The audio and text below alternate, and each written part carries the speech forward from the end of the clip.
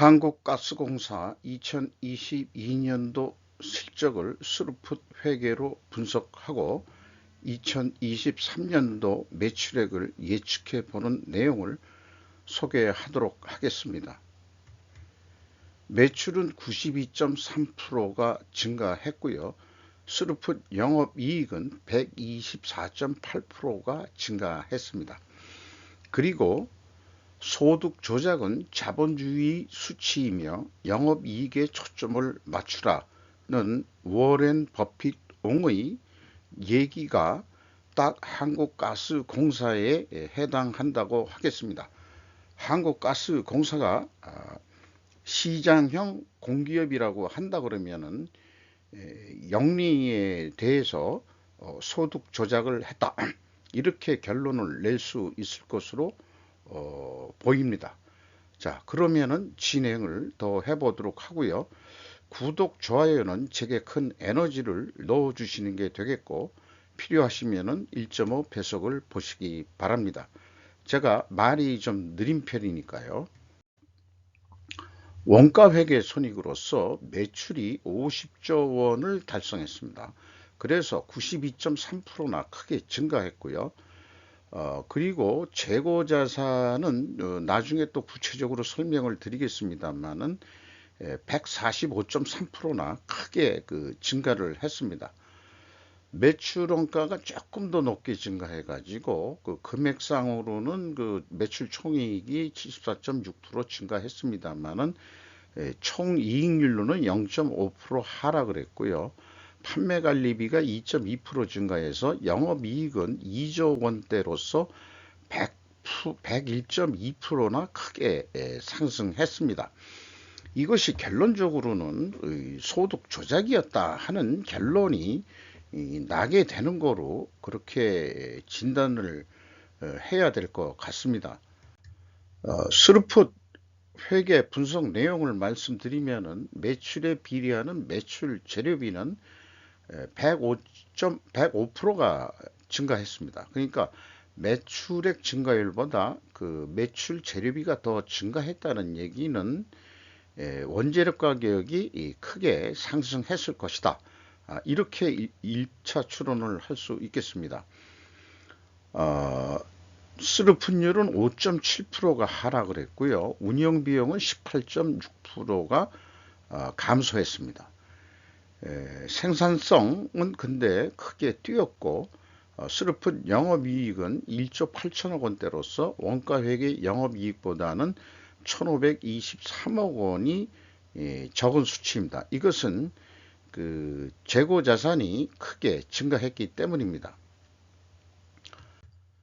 그러면 일반적으로 원재료는 가공비 배부 재고자산에 넣지 않는 게 당연한데 한국가스공사 스루풋 회계 분석을 위해서 제가 원재료를 WCI에 넣어가지고 매출에 변동하는 매출 재료비 성격으로 인식을 했습니다. 그 내용은 다음 장에 좀 설명을 드리는 거로 하고 일단 WCAI가 4조 1천억 원이나 크게 증가를 했습니다. 이게 물량 증가도 있겠지만은 원재료 가격의 급상승에 의한 가치 상승이라고 볼 수 있는 부분이 많은 비중을 차지합니다. 그리고 원재료를 여기 넣은 것은 이 가스공사가 이 LNG를 공급하는데 현장에서 크게 가공되는 것도 없고 기화를 시켜 가지고 보내는 공급비 정도를 가공비 성격으로 인식하는 정도가 되겠습니다. 그래서 회사의 설명으로는 가스 도입 판매 사업 부분이라고 해가지고 장황하게 설명을 하고 있는데 원료비가 제품 가격의 대부분을 차지한다. 이거 하나 하고 WCAI에 왜 원재료를 넣느냐 그러면은 사실 원재료 들여다가 원재료 팔아먹는 거 외에는 아무것도 아니다. 이렇게 그냥 인식을 해야 될 것 같습니다. 그리고 이 LNG 도입 대금은 국제 유가 및 환율에 가장 큰 영향을 받는데 과거는 3개월 단위로 그 가격 조정이 됐는데 변동폭이 상하 3%를 초과하면은 변동을 했는데 2002년 1월 1일부로 조정 주기를 2개월로 단축했다. 그럼 뭐 벌써 한 20년이 넘은 얘기예요. 이 2개월 단위로 그 한다는 얘기는. 그런데 2020년 그 8월 1일부로 도시가스 원료비를 민수용, 상업용 도시가스 발전용으로 분리하여 민수용은 기존의 2개월 조정 주기로 유지하고 있으며 상업용과 도시가스 발전용의 경우에는 발전용과 동일하게 매월 조정한다. 이렇게 되어 있습니다. 또한 도시가스 원료비는 연말에 산정 원료비와 실적 원료비 차이를 정산한다. 이렇게 되어 있습니다. 이게 이제 그 핵심적인 문제로 그 돌아올 것 같아요. 이 연말에 산정 원료비라는 것은 예측한 걸 가지고 판매를 했는데 실제 원료비 차이를 가져가니까 이 LNG 가격이 아주 급격히 상승했을 경우에 결국 어떤 그 큰 차이가 나타나게 된다. 이런 얘기가 되겠죠.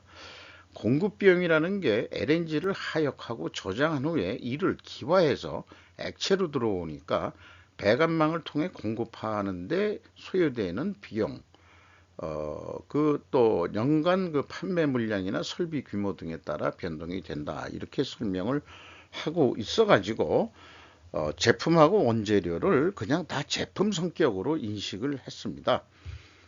또 뭐 유통업이라고 그러면은 그 유통 뭐 상품이라고 인식해도 뭐 크게 어긋나지는 않을 것 같아요. 비용의 성격적 분류 내용을 그 1번과 2번 그 매출원가 재료비와 운영비용으로 디커플링을 하면은 매출원가 재료비가 105.9%나 크게 증가를 했습니다. 그리고 운영비용은 거꾸로 18.6%가 감소를 했습니다. 그리고 그 아까 그 현장 공급 비용이라고 할 수 있는 것이 21.7%가 그 감소했고요.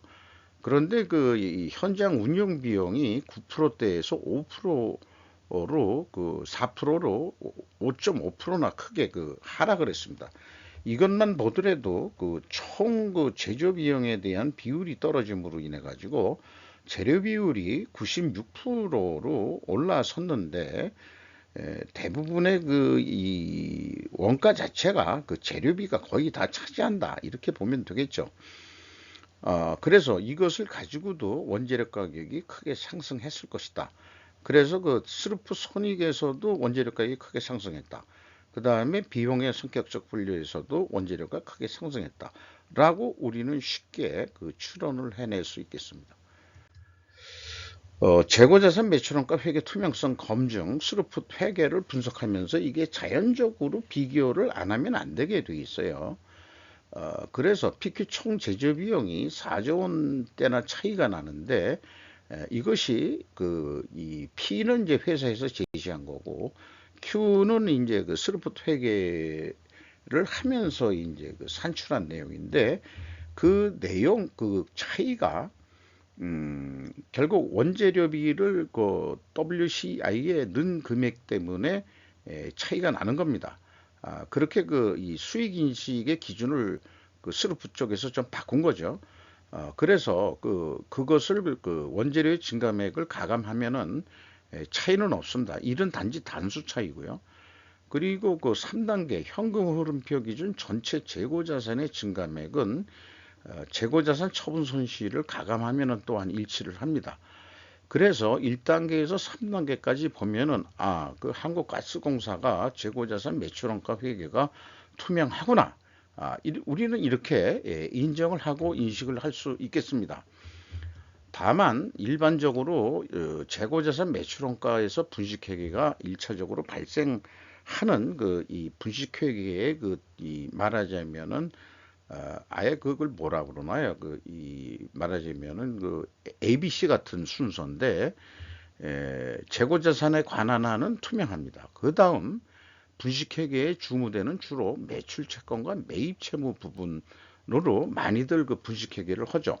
허위 매출이라든지 그 허위 매입이라든지 이런 것들이 대부분 일어나죠. 그 이익을 좀 내기 위해서 뭐 그 영업소를 가지고 있는 데 같은데 허위 매출을 많이 일으킨다든지 또는 그 매입 채무를 가공으로 일으켜 가지고 비자금을 빼 돌리는 데 써먹는다든지 이런 게 나오고, 그 다음에 이제 세 번째가 나오면은 재무 쪽에서 어떻게, 그 재무 쪽은 제가 잘 모릅니다만은 그 금융자산이나 뭐 이런 걸 가지고 또 장난치는 것들이 있을 것으로 또 생각을 합니다.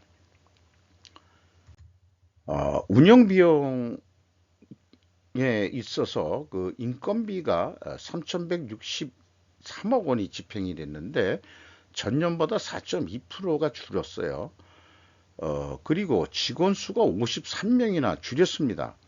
매출이 저렇게 그 크게 100% 가까이 상승을 했음에도 불구하고 직원 수를 왜 줄였냐? 그건 잘 모르겠습니다만은 평균 임금도 내려갔어요. 한 3% 월급을 깎인 거 같이 이렇게 나타납니다. 수도 광열비라는 게 이제 58.4% 크게 증가했고, 지급 수수료는 거꾸로 2.7% 감소했습니다. 그리고 기타 비용에 이제 공급비 정산액이 포함되어 있다. 이렇게 이제 또 추가로 설명을 하고 있습니다. 아까 그 공급 비용이라는 게 액화를 가져온 거를 기화시켜 가지고 내보내는 그런 비용을 또 정산하는 게 있는 모양이에요. 구체적인 내용은 알 수는 없겠습니다만은, 그런데 이 대목에서 그 작년도 말에 최이봉 사장이 퇴임을 하고 결산이 끝나기 전에 1966년생이면은 좀 젊단 말이죠. 그리고 대통령 비서실 산업정책 비서관이었습니다. 2017년부터 2018년까지 뭐 한 1년 한 몇 개월 되네요. 한 8개월 정도 이렇게 했는데, 이렇게 그 산업정책 비서관 했던 친구를 그 사장으로 앉혔습니다. 그러면 이제 문재인 정권이라고 좀 아시게 되겠죠. 그런데 이 작년 12월 9일에 최연애 사장이라고 여성 사장인데 1956년생이면은 이제 그 할마시가 된 나이라 말이죠. 그런데 20대 국회의원을 했어요. 20대면은 역시 그 문재인 정권 때 했던 국회의원이고, 그 다음에 한국철도공사 사장을 했습니다. 이 최연애 씨가 어디서 뉴스는 좀 들어봤는데 어, 문재인 정권 인맥으로 봐야 될지 어떨지 그건 뭐 더 조사를 안 했습니다만은, 일단 중요한 문제는 이 한국가스공사의 대표는 내부 출신이 진급을 하는 게 아니고 외부에서 다 낙하산 인사가 떨어진다.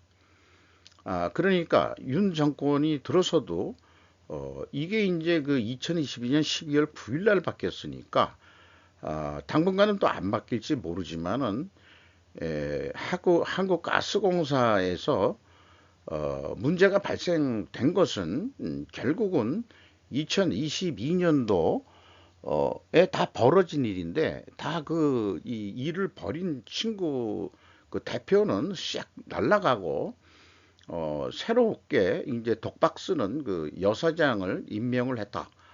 이렇게 이제 또 비유할 수 있지 않겠나. 그렇게 생각합니다. 일반적으로 뭐 연말에 인사 이동을 하는 경우도 있고 뭐 그렇지만은 대부분 뭐 연초에 하기도 하고, 그거에 뭐 시기가 뭐 따로 없습니다만은 2022년 말에 바꿨다는 게 또 나름대로 의미가 있다, 이렇게 봐야집니다.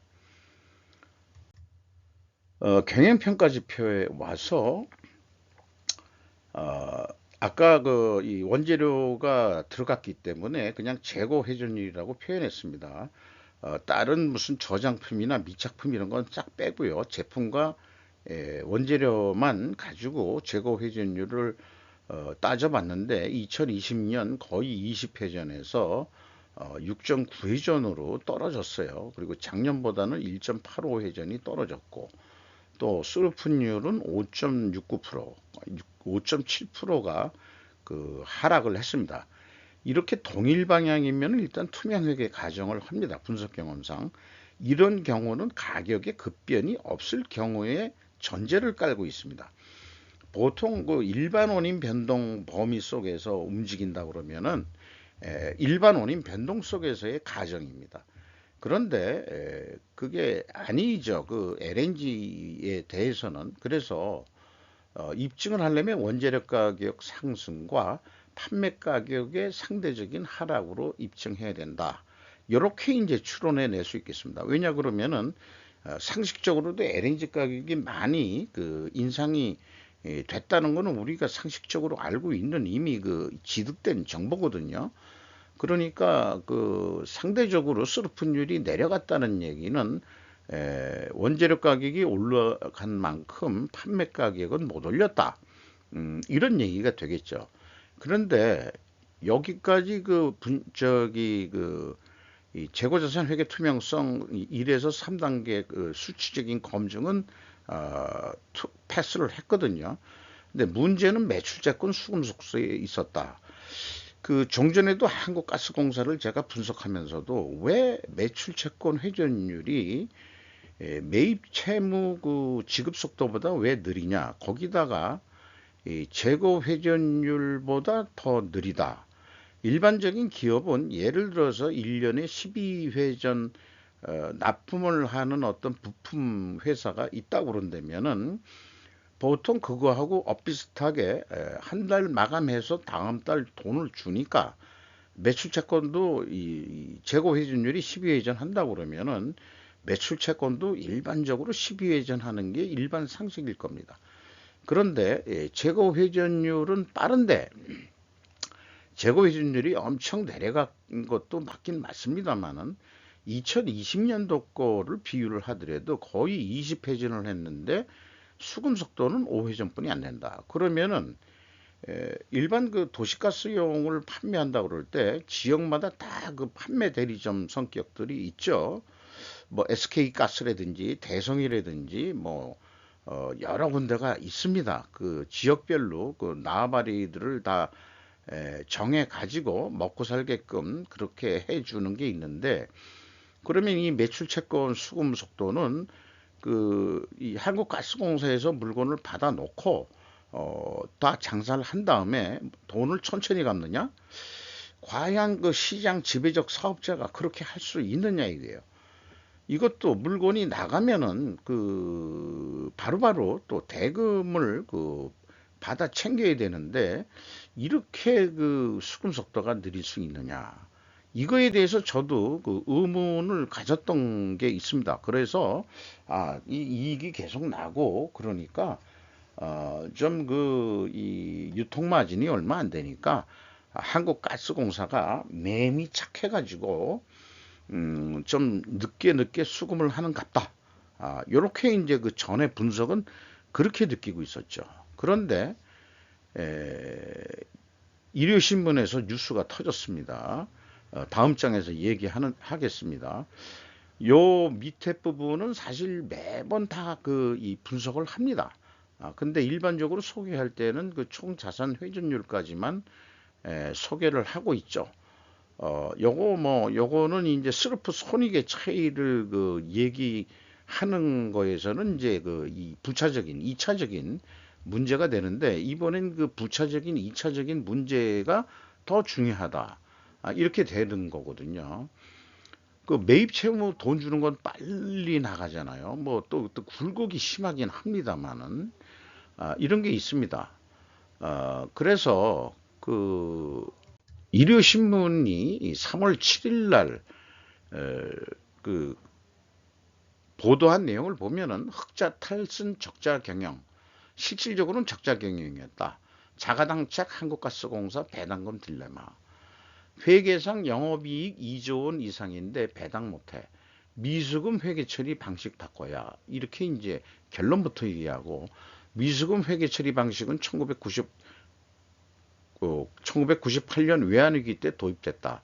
정부가 국민 부담을 덜어주기 위해 원가보다 싼 가격으로 가스를 팔고 그 차액을 미수금으로 기록했다. 이게 불식회계 아니고 무엇인가? 이건 제 의견이에요. 미수금이라고 하면은 상대방이 있어야 된다 이 말이죠. 불특정 다수인 가격을 못 올렸으니까 결국 그 돈을 내는 것은 그 다 100%그 도시가스를 사는 일반 국민이라고 한다 그러면은 미수금이 적절하지가 않죠. 불특정 다수인한테 받아야 될 돈이라는 걸 미수금으로 잡을 수 있느냐. 회계라는 것은 구체적으로 누구한테 대금 청구서가 나가가지고 그 세금 관세라도 발행이 되든가, 그건 매출로 잡히겠지만은 어떤 그 용역 대가라든지 뭐 어떤 식으로 미수금이라고 표현한다 그러면은 이 영업에서 영업 외로 발생하는 게 있다 하더라도 이걸 잡아가지고 구체적인 상대가 있어야 되거든요. 근데 그런 것도 없이 IMF 때 이거를 해서 관행적으로 뭐 외부 감사 법인들도 오케이 하고 그동안에 다 넘어온 거다 이렇게 얘기를 하는 거죠. 덕분에 국민들은 낮은 가스 요금 혜택을 누릴 수 있었다. 나중에 독박 쓰게 되는데 무슨 혜택을 누렸냐. 이런 문제가 있죠. 문제는 미수금의 규모가 지나치게 커졌다는 것이다. 가스공사의 미수금은 2021년도 1조 8천억 원대였는데 22년 말 8조 6천억 원으로 늘었다. 1년 사이 6조 8천억 원대가 불어났다. 이런 얘기예요. 그래서 아까 요거는 제가 한 거를 이 비교표를 만들어 가지고 표현을 한 거고요. 미수금이 급격하게 증가한 이유는 지난해 러시아 우크라이나 전쟁으로 인한 국제 LNG 가격 폭등에 제때 요금을 올리지 못했기 때문인 것으로 알려졌다. 아니 이 매달 정산하고 또 이 도시가스용은 2개월마다 정산한다고 했는데 제때 요금을 올리지 못했다고 한다 그러면은 그 모가지 잘린 최이봉이라는 CEO가 그 잘못된 친구 아니냐 그런 얘기예요.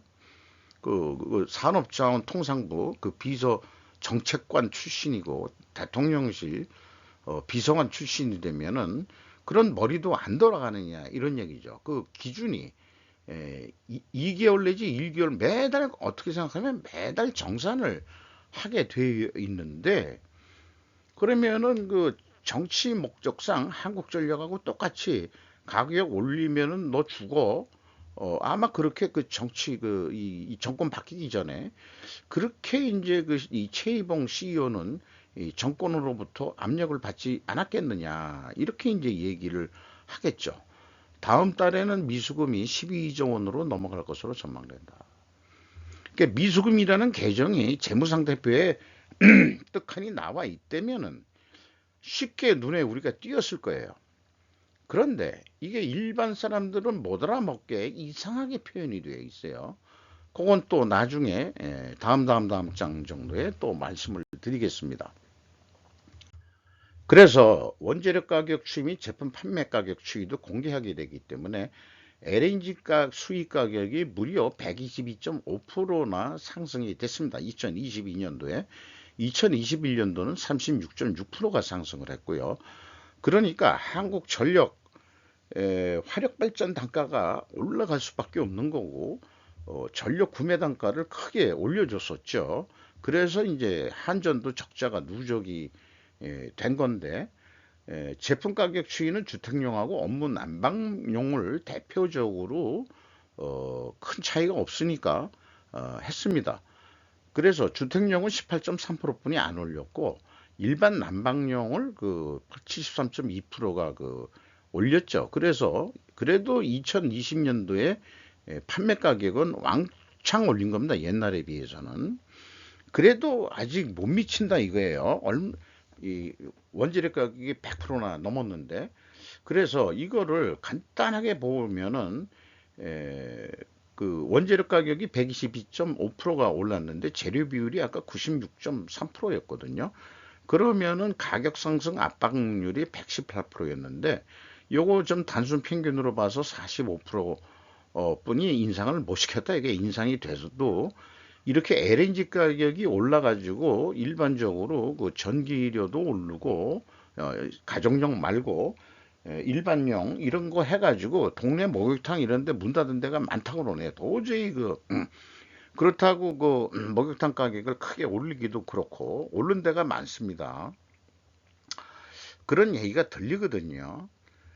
그러니까 더 올려면은 뭐 바로 망했을 텐데 조금씩 올리고는 있는데, 예를 들어서 목욕탕비 요즘은 뭐 그냥 사우나라고 다 부르죠.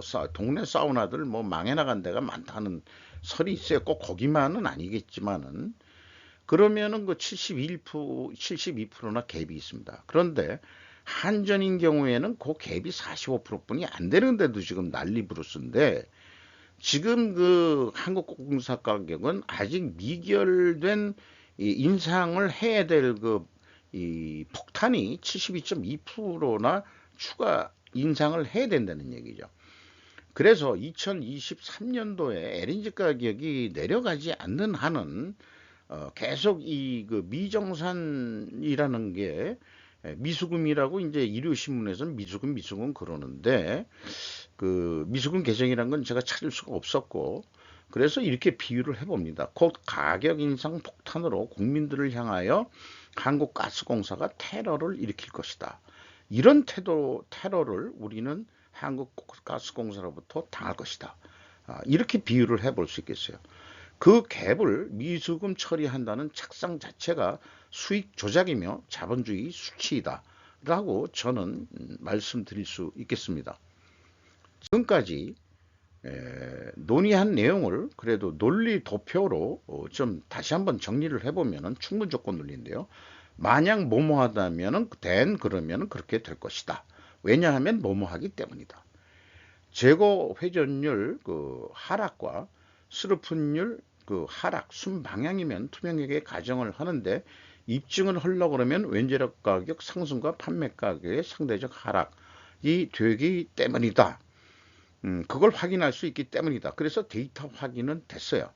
근데 거기다가 추가적으로 입증을 위해 필히 존재할 다른 결과는 뭐가 있겠느냐. 또 강하게 무죄 입증을 한다. 그런다면은 투명 입증을, 재고 회전율을 이것도 수량으로 한번 해봐야 된다 이런 얘기예요. 또한 그 재고 회전율보다 매출채권 수금 속도가 더 느린 것에 의구심을 가졌어야 된다. 재고자산 매출원가 회계 투명성 변론은 가능하지만 매출채권 수금 속도 느린 것은 검사 역할을 할 수밖에 없다. 제가 투명법정에 보통 1,000원짜리 변호사로 쓰는데 비우지만은요, 이번 경우에는 그 변호사로 변호하고 싶은 생각이 하나도 없어요. 거꾸로 나를 검사 역할을 좀 시켜주라. 유죄 입증을 해가지고 뭐든지 그냥 이 스킨 인 더 게임의 정신으로 이 실패한 것들을 제거하는 시스템. 대통령도 뭐 선제적 제거라는 용어까지 이제 쓰는데, 그 제거라는 말이 통용되는 사회가 되어야 됩니다.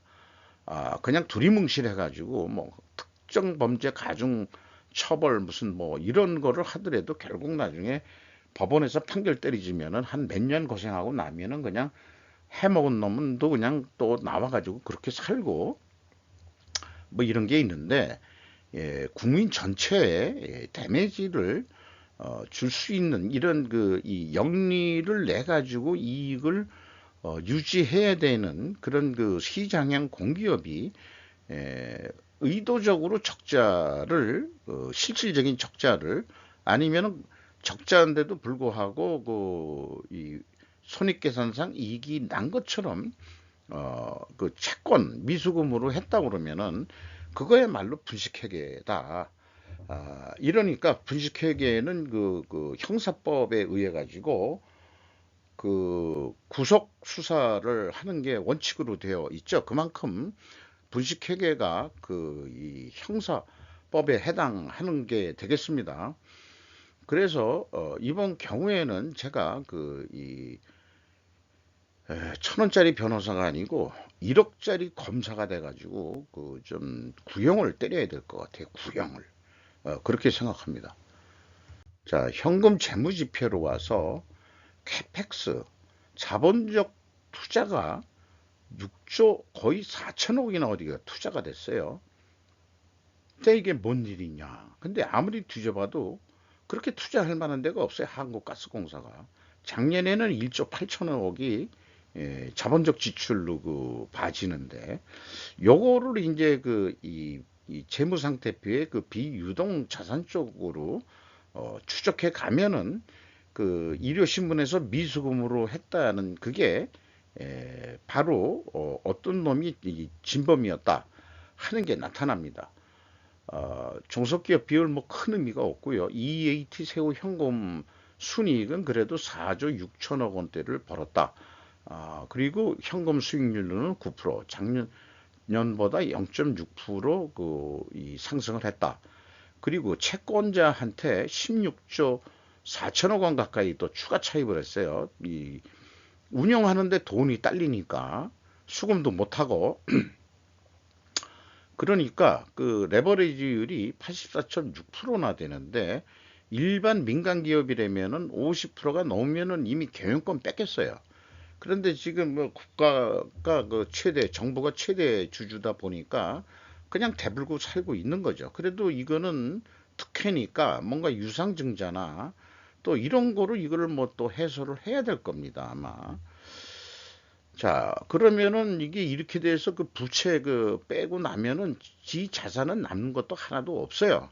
그러니까 이 잘못하면 싸구려로 만약에 이걸 민영화를 시킨다 그러면은 뭔가 적대 세력이 그 외국 자본이 이 싸구려로 한국에 이 가스 공사를 먹어치울 수도 있는 거죠. 민영화한다는 이름으로.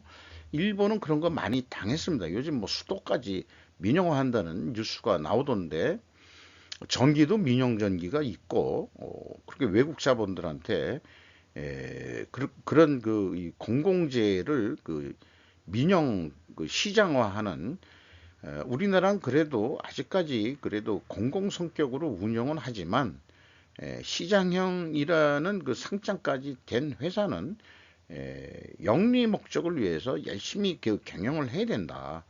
정부도 또 아무리 정치 권력을 가지고 있다 하더라도 이러시면은 적자가 납니다 하고서 전문가가 얘기를 한다 그러면은 너 거기 목숨 거기서 계속 붙이고 살 거야 말 거냐 이런 거에 연연 안 하는 그래서 이 말하자면은 그 시장의 공기업의 그 CEO는 최하 이 임기가 보장되는 정권이 바뀌더라도 그런 소신 있는 그 대표들이 그 경영을 해야 된다고 믿습니다. 소신 없게 낙하산으로 다 떨어지니까 이렇게 그 부채가 계속 늘어나도 그냥 거기서 월급 받고 살고 먹고 사는데 지장이 없다. 이거는 뭐 정부가 나중에 해결하겠지. 내 문제냐? 이렇게 무책임한 애들은 스킨 인 더 게임 법정에서 이 살가죽을 벗겨내는 벌을 해야 됩니다. 주주잉여 현금 흐름으로 또 이익 배당까지 했어요. 0.5%니까 높은 건 아닌데. 근데 이제 요거 2022년도에 배당된 거는 2021년도 실적인데 2021년도에는 오히려 이제 그 돈이 더 들어왔는데 이게 자본증권인가 이걸 발행하면서 돈이 들어온 거고 어쨌든 이 최종 16조 원의 현금이 유입이 됐다. 왜 돈을 이렇게 얘기를 안 하냐고 그러면은 채권자한테 거의 16조 4천억 원을 추가로 빌렸거든요. 운영한다고. 이렇게 돼서 16조 원의 현금이 유출이 됐다. 이렇게. 그래서 또 이런 데도 썼고 뭐 등등 또 구매하는 데도 썼고 원재료 가격이 엄청 뛰어가지고 그건 달러 가지고 수입을 해야 되니까 그렇습니다. 그리고 이 잉여금률은 꽤 오래됐는데 307% 정도 됩니다. 이익이 난 거로 결산을 해버리니까 이 잉여금은 증가가 되는데 그 허수가 있었다는 얘기 아니에요. 그래서 주주잉여 현금 흐름의 내역은 요거하고 자본 변동표에 나와 있는 걸 보면 이게 딱 일치를 합니다. 배당금은 그 2021년도 실적에 의해서 2022년도에 그 실행을 한 거고요. 그렇습니다. 그리고 재무상태표, 그 캐펙스가 비유동자산의 그 증감액을 전부 다 그 자본적 지출로 보거든요. 그 유동자산 쪽은 그 금융자산, 당좌자산이 있고 재고자산 크게 나눠서는 그렇게 있는데, 자, 종속기업 투자도 없고 오히려 줄고 유형자산도 줄었는데 어떻게 이게 비유동자산의 금액이 6조 4천억이나 증가하냐? 그게 봤더니 다시 한번 찾아보니까 우리도 이름이 생소한 비유동 비금융자산이다 이 말이에요. 이게 구체적인 계정명이 미수금인지는 모르겠는데 이게 6조 8천억이나 1년 만에 갑자기 뛰었다 이 말이죠. 그러니까 이게 미수금이라면은 왜 생겼냐? 그 뭔 이유 때문에 생겼냐? 이것이 표현이 주석 내용에 정산 그 과정에 아직 미해결의 돈이라는 게 넌지시 표현이 되어 있습니다. 한전은 안 하죠. 그렇게는 안 하죠. 인상 못했다고 미수금, 정부한테 받을 돈이라고 미수금이라고 잡진 않죠. 정부가 승인해줘야 올라가니까 승인 전까지는 그거를 올려야 될 부분을 못 올렸다 한 부분을 미수금으로 잡을 수 있냐? 그거는 그 생각을 해봐도 민간 기업에서는 꿈에도 못 꿀 그런 착상이죠. 그거가 어떻게 외부 감사가 뭐 패스해 줬는지 우리 회계법인애들도 지들도 수수료 먹고 감사해 주는 거니까 정부가 그렇게 하겠다는데 아이 그냥 뭐 넘어가. 아니 먹고 살고 뭐 돈 들어오는데 아마 그 한국가스공사 외부 회계법인 감사하면서 지금 저와 같은 얘기를 분명히 생각은 하고 언급은 했는데 선이 이렇고 후가 이렇고 어쩌고 저쩌고 저쩌고 해가지고 뭐 그냥 넘어갔을 수도 있겠죠. 그러나 결국은 나중에 다 피해는 국민들이 테러를 당하는 수준까지 당할 거다. 이런 얘기가 되겠습니다. 그거가 비유동 비금융자산이라고 그 낯설은 개정 감옥 속에 숨어져 있었던 것입니다. 원가 회계 패러다임으로 그 쭉 100% 정도 올랐으니까 이 예측이란 것은 저 뭐 어떤 대단한 그 무슨 실력이 있어서 하는 게 아니고요. 어저께 팔린 만큼 내일도 팔릴 거다. 그런 단순한 사고방식에 의해서 100% 정도 올렸으니까 또 100%가 올라간다 그러면은 LNG 가격이 계속 지금 상태로 유지가 된다 그러면은 100조 원 정도 할 거다. 그러면은 한 4조 원 남는 거로 된다. 그런데 재고가 또 100%가 늘어난다 그러면은 10조 원까지 이익을 낼 것이다. 계속해서 그 미소금 이런 그 비유동 비금융 자산을 그렇게 그 올리면서 그렇게 하니까요. 그러니까 욕심내지도 않고 이 정도 재고 올리고 뭐 여기서 10조 원까지 남는다면은 그 이익 배당하고 뭐 하는데 실질적으로는 그게 아니래매요. 어쨌거나 이렇게 그 예측을 한번 해보는데 거꾸로 재고를 100% 줄이면 어떻게 되느냐 이게요. 그러면 적자 3조 5천억 원이 나온다 이게요. 이게 이제 원가 회계의 맹점이라는 거고 제조업에서 누누이 말씀드리는 거고요. 스루풋 패러다임으로 보면은 있는 데이터 변수 이것저것 다 해서 합리적으로 생각해 보면은 100조 원이 아니고 94조 8천억 원이면은 충분합니다. 그래서 94조 원까지만 해도 충분히 많이 남길 수 있어라고 내부 계획을 할 수 있고요. 거기다가 재고 회전을 한 8.9% 증분시켜서 7.5회전 가격을 그래도 그 올리긴 올리는데 조금 더 싸게 해가지고 해서 매출 소비를 더 유도한다면은 매출이 102조까지 하게 되면은 7조 5천억까지 이익을 낼 수 있다. 이렇게 얘기할 수 있는 것입니다. 그렇게 실현이 될지 이 가격을 그 가격 오르는 거 포함해 가지고 한 94조 올라간다고 본 건데 아마 그게 다 그 승인이 나기는 어렵겠죠.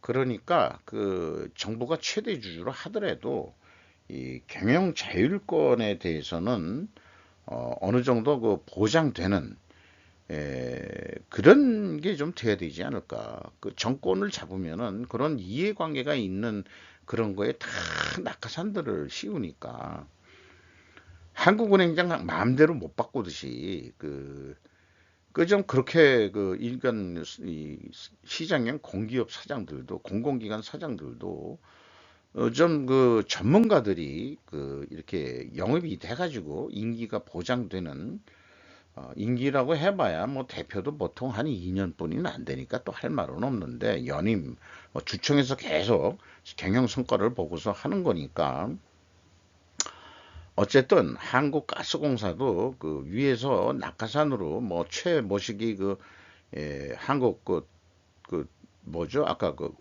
철도공사 거기 사장이 이렇게 부임했고 또 20대 국회의원 했던 뭔 출신인 여자인지는 모르지만은 한국가스공사 사장으로 와가지고 얼마나 그 경영에 대해서 뭘 아는지는 모르겠습니다만 뭐 알긴 아는 것 같긴 하는데요.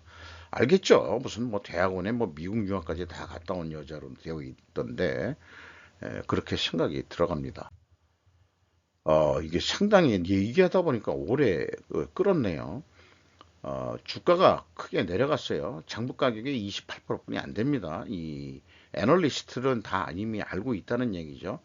정부가 26.1% 가지고 있고 1.5%, 한국전력이 20.47% 가지고 있고 국민연금이 8.82% 가지고 있고 외국인이 8.3% 가지고 있는데 모건 스탠리 눈에 하나만 띕니다. 이상 한국가스공사 2022년도 실적을 스루프트 회계로 분석을 하고 2023년도 매출액을 예측해 보이는 게임을 했습니다만은 그 가격이 그렇게 예측한 게임처럼은 가격이 안 오를 거고 가격이 오르면 또 어떻게 해서든지 이 소비 전략을 하려고 노력하고 어떤 데에서는 다시 연탄을 쓰는데도 생겼다 하는 뉴스도 접했기 때문에 상황은 불식 효과식으로 연초에 그 연말까지 예측한 것은 그 채찍 효과처럼 진동의 폭이 갭이 클 거라고 생각을 합니다. 아, 그리고 이 재고자산 그다음에 매출원가 회계는 투명한데 두 번째 항목인 매출 채권 및 매입 채무 중에서 매출 채권에서 분식 회계를 했다. 이렇게 결론을 줘야 되고 소득 조작을 했다라고 결론을 낸 그런 의견을 말씀드리면서 우리는 조만간 또 LNG 가격 이 도시가스 요금을 인상되는 그 폭탄 테러를 받을 각오를 하고 살아야 될 것 같습니다. 이상 마치도록 하겠습니다.